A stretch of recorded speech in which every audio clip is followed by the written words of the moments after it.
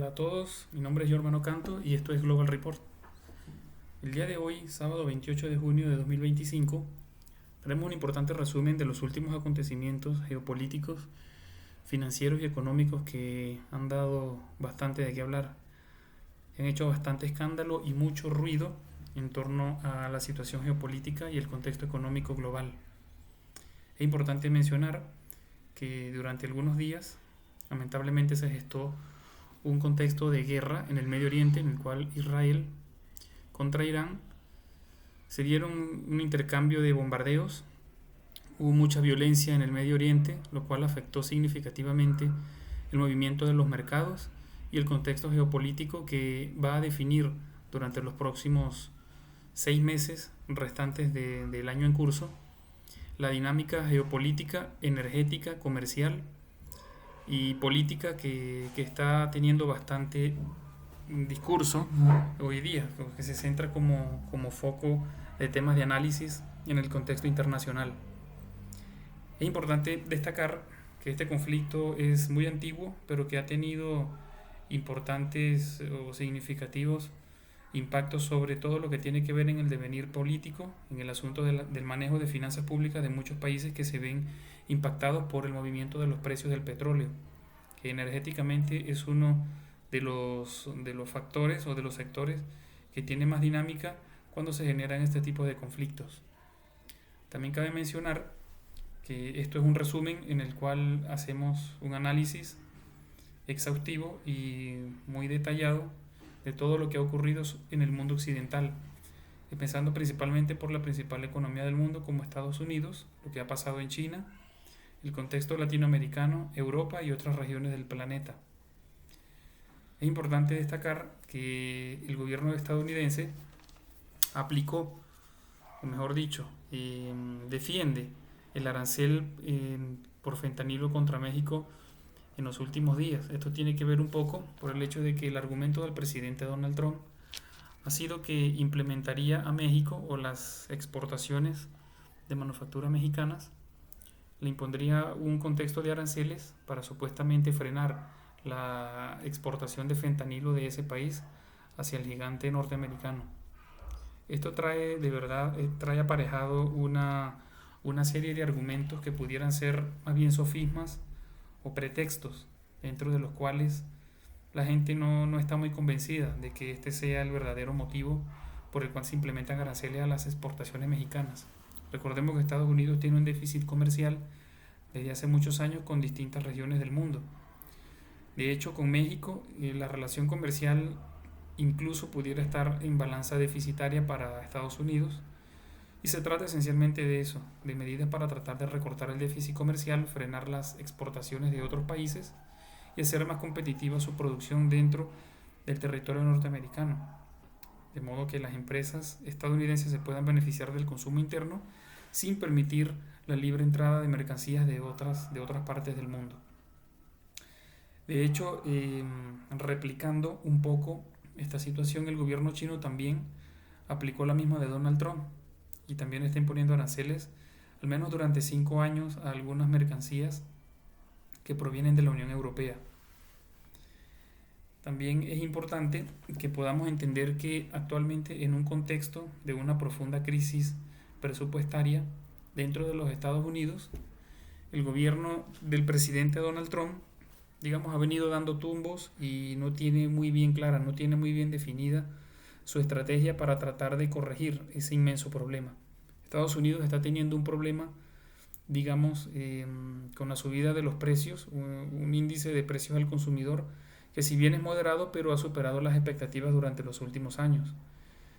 Un valor importante es que la inflación o el índice de precios al consumidor interanual desde junio de 2024 a junio de 2025 se sitúa en 2.4%. Eso aunado al hecho de que se deriva de que el comercio en Estados Unidos está teniendo importantes subidas de precios debido a los aranceles que impuso el presidente Donald Trump a las manufacturas provenientes de China. En un contexto de expectativas inflacionarias, también el techo de la deuda y el aumento del presupuesto le ha dado un peso significativo a la espiral inflacionaria, sobre todo en la inflación núcleo, que tiene que ver con la mayoría de los bienes que aísla los productos principales como alimentación, energía y otros servicios. Pero está siendo, digamos, ha tenido un impacto significativo sobre el nivel de precios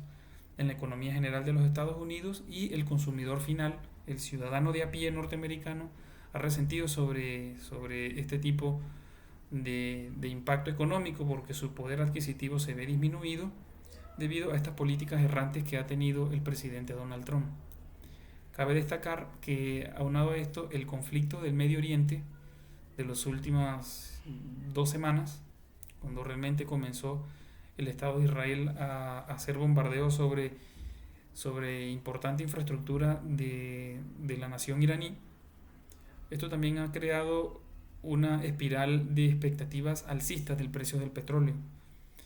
El gobierno norteamericano se involucró también directamente en la guerra y hizo algunos bombardeos sobre algunas instalaciones nucleares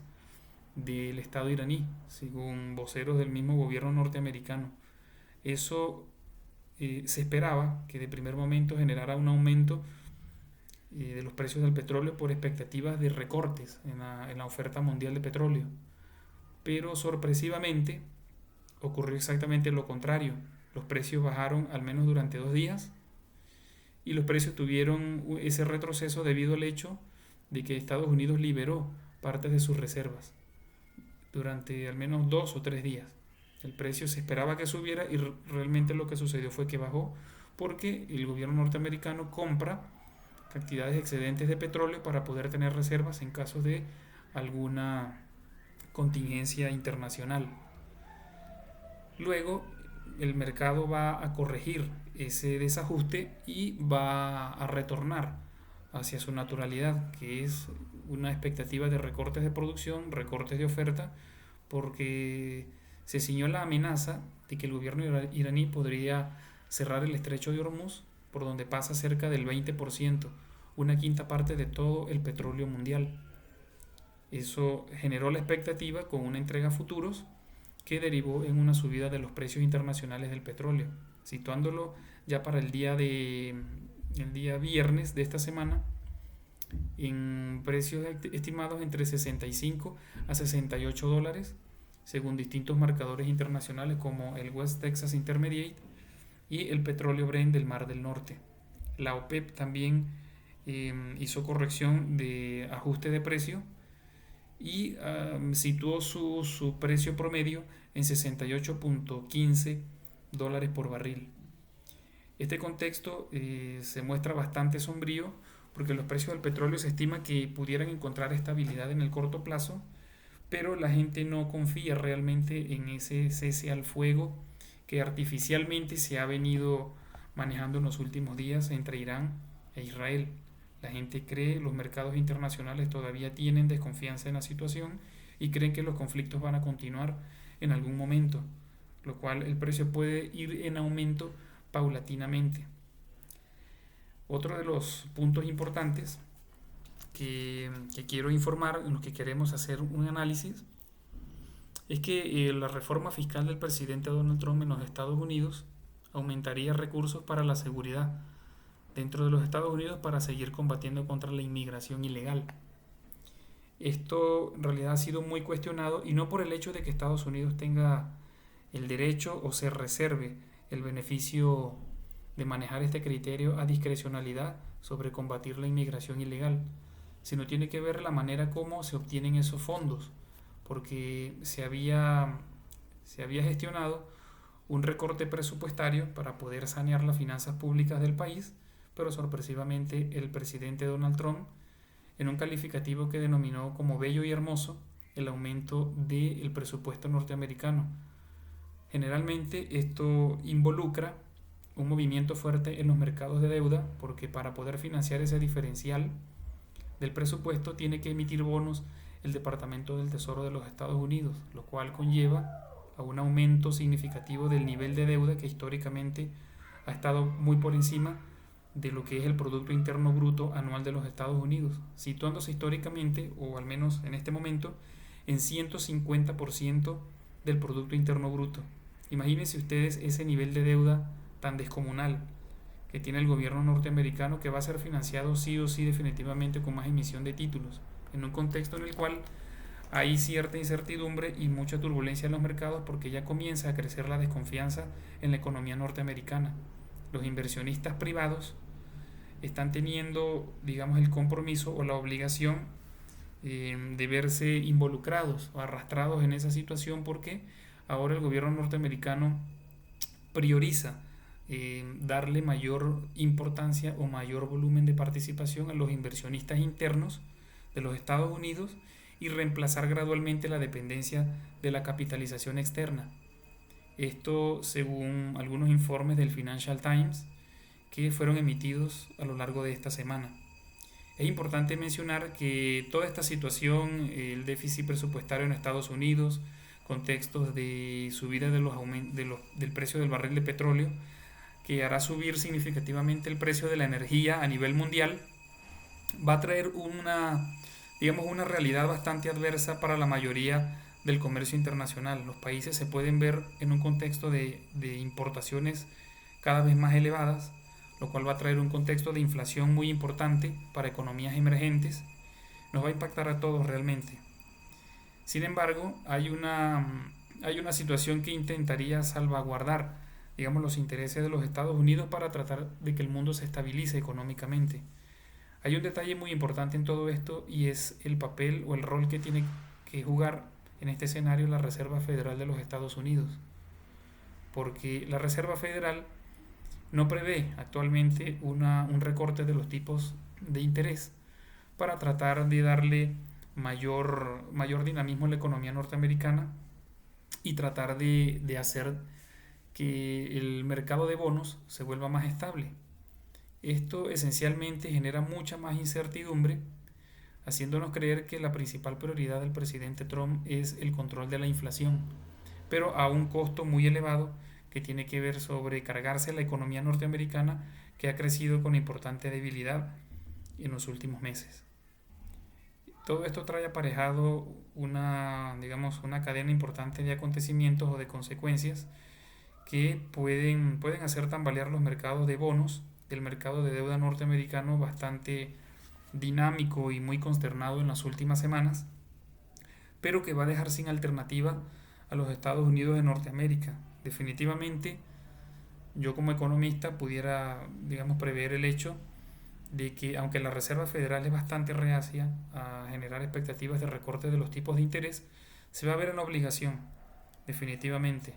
porque la economía norteamericana ha venido cerrando con crecimiento muy bajo. De hecho, al terminar este segundo trimestre del año,